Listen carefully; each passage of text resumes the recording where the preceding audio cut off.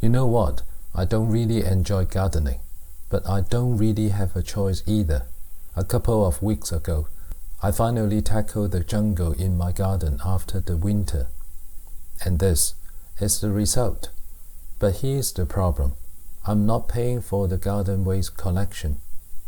And this pile, way too much for me to shove in the car and take to the dump. So, what now? I thought maybe I'll get a second-hand garden shredder. Checked eBay. Used ones are at least £50. Well, I'm not ready to spend this money yet. So I started hunting for alternatives. Then I saw this guy on the internet.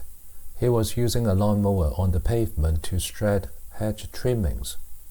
Honestly, it seems a bit dodgy to me. But if I do it on the lawn instead, maybe it is okay. So I spread the waste on the lawn the morning just before cutting my grass. Got out my second-hand lawnmower which I bought last spring, and slowly started mowing over it. Bit by bit, the pile started shrinking. It was working, surprisingly well, actually. What started as a giant mess became this beautiful mulch. Now, is it good for the blade? Probably not.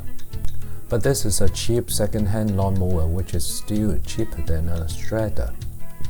Worst case, I'll need to change the blade, which still costs way less than a shredder. And voila, I ended up with 2 pots full of nice shredded garden waste.